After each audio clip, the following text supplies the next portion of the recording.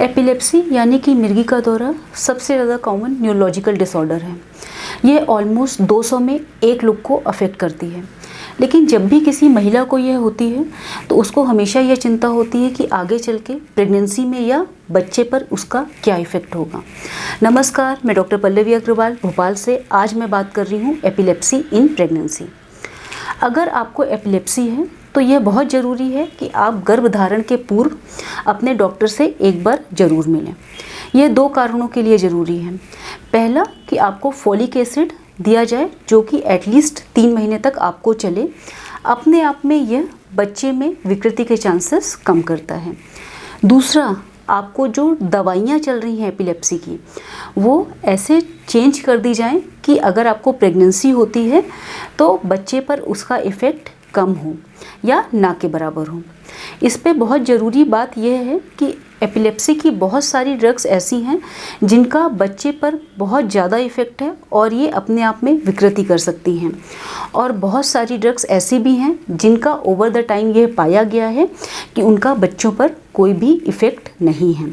तो आप अपने न्यूरोलॉजिस्ट से ज़रूर मिलें प्रेगनेंसी प्लान करने के पहले और उनको यह बताएं कि आप प्रेगनेंसी प्लान करना चाह रहे हैं और अब हमें ऐसी दवाइयों पर शिफ्ट करें जो प्रेगनेंसी के दौरान सेफ़ हों।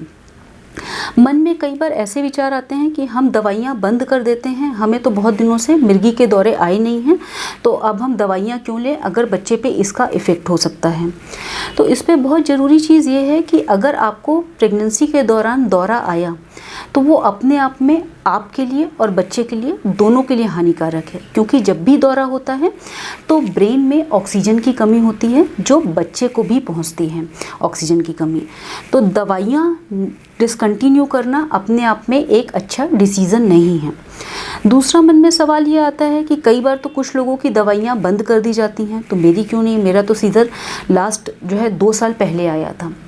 दवाइयाँ बंद आपको सीजर फ्री तब माना जाता है जब आपको 10 साल से ऊपर हो गए हों लास्ट मिर्गी का दौरा पड़े हुए, और उसमें भी 5 साल से ऊपर दवाइयाँ बंद किए हुए। तो अतः आपको 1, 2 या 3 साल पहले दौरा आया है तो आप बिल्कुल ये भूल ना करें कि आपको मिर्गी की बीमारी ख़त्म हो गई है। मिर्गी के दौरे अलग अलग टाइप के होते हैं, generalise tonic clonic, juvenile, myoclonic. ये सब हमारे लिए इम्पॉर्टेंट नहीं है। इम्पॉर्टेंट ये है कि आप दवाइयाँ कंटिन्यू करें और जब भी दौरा आता है तो वो अपने आप में प्रेगनेंसी में रिस्क को बढ़ाता है। दूसरी चीज़ ये है कि प्रेगनेंसी में क्या एपिलेप्सी की वजह से कॉम्प्लिकेशन ज़्यादा होंगे, परेशानियाँ ज़्यादा होंगी? हाँ, एपिलेप्सी के पेशेंट्स में प्रेगनेंसी के कॉम्प्लिकेशन नॉर्मल पॉपुलेशन के मुकाबले थोड़े ज़्यादा देखे गए हैं। ऐसा नहीं है कि ये बहुत ज़्यादा है, यह मामूली अंतर थोड़ा ही ज़्यादा है कि समय से पहले डिलीवरी के चांसेस हों, बच्चे की ग्रोथ कम हो या फिर ब्लीडिंग की टेंडेंसी हो। लेकिन यह सारी चीज़ें आपको रेगुलर मॉनिटरिंग यानी कि हर 4 से 6 हफ्ते की सोनोग्राफी के माध्यम से पता चल सकती है। इसलिए बहुत ज़रूरी है कि आप अपने ऑब्स्टेट्रिशियन के पास रेगुलर संपर्क में रहें और रेगुलर सोनोग्राफी कराते रहें, जो कि नॉर्मल प्रेगनेंसी के मुकाबले आपके केस में ज़्यादा होने वाली है। बात आती है कि अगर मेरे को एपिलेप्सी है तो मेरी नॉर्मल डिलीवरी हो सकती है कि नहीं हो सकती। नॉर्मल डिलीवरी आपकी हो सकती है, लेकिन कुछ बातों का ध्यान रखना है। मिर्गी का दौरा यानी कि एपिलेप्सी, अगर आपको नींद बहुत ज़्यादा दिनों तक नहीं आई है, स्लीप डिप्राइवेशन यानी कि आप बहुत समय तक सोए नहीं हो, डिहाइड्रेशन यानी कि पानी की कमी, और दर्द, इसकी वजह से एपिलेप्सी ड्यूरिंग लेबर यानी कि दर्द के दौरान आने की संभावना थोड़ी बढ़ जाती है। और अगर डिलीवरी प्रोसेस के दौरान यानी कि दर्द के दौरान अगर आपको एपिलेप्सी का दौरा आता है तो अपने आप में बेबी के सर्कुलेशन पे भी वो इफ़ेक्ट करता है। तो जब भी हम नॉर्मल डिलीवरी का ट्राई कर रहे हैं तो हमें ऐसे सेटअप का चुनाव करना है जहाँ की पेन रिलीफ यानी कि डिलीवरी के दौरान दर्द के इंजेक्शन देने की सुविधा हो, बेबी का फीटल हार्ट मॉनिटरिंग की सुविधा हो, और अगर कुछ इमरजेंसी होती है तो उसका वहाँ मैनेजमेंट हो। आप नॉर्मल डिलीवरी के लिए ट्राई बिल्कुल कर सकते हैं। आखिरी चीज़ आती है कि डिलीवरी के बाद बच्चे पे क्या इफ़ेक्ट होगा। इफ़ेक्ट बहुत कुछ डिपेंड करता है कि आपको नंबर ऑफ़ ड्रग्स कितनी चल रही हैं, उनकी डोज कितनी है। अगर आपको बहुत ज़्यादा ड्रग 2 या 3 तरह की दवाइयाँ चल रही हैं और बहुत ज़्यादा डोज पे चल रही हैं तो बेबी पे उसके विड्रॉल सिम्टम्स हो सकते हैं। ऐसे केस में ज़रूरी है कि बेबी को एक वेल वर्स्ड यानी कि अच्छा नॉलेज वाला पीडियाट्रिशियन ध्यान से देखें। पोस्टपार्टम यानी कि डिलीवरी के बाद थोड़े से ज़्यादा संभावना है कि आप डिप्रेशन में जाओ, और अगर स्लीप डिप्राइवेशन यानी कि आप सो नहीं पा रहे हो सही से तो मिर्गी का दौरा आने की दोबारा संभावना होती है।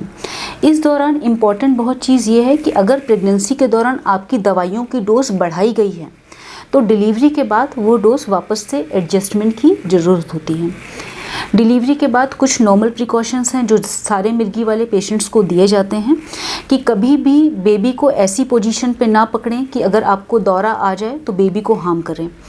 तो जब भी आप बेबी को गोद पे लें तो कोशिश करें बेड पे बैठे हों, कभी भी रूम पर या घर पर अकेले ना रहें अनअटेंडेड, कि अगर दौरा आए तो बेबी को कोई देखने वाला ना हो। आखिरी बात कंप्लीट करूंगी इस नोट के साथ कि हम गर्भ निरोधक क्या इस्तेमाल कर सकते हैं डिलीवरी के बाद।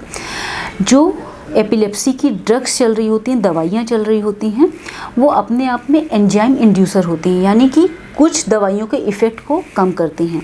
तो अगर आप बर्थ स्पेसिंग यानी कि 2 बच्चों में गैप रखना चाह रहे हैं तो बेहतर है कि हम कॉपर टी की तरफ जाएं रादर देन कि हम गर्भ निरोधक गोलियों का चुनाव करें। धन्यवाद। इससे संबंधित आपको कुछ भी पूछना हो तो मेरे को कमेंट बॉक्स पर शेयर करें और मेरे चैनल को सब्सक्राइब करें।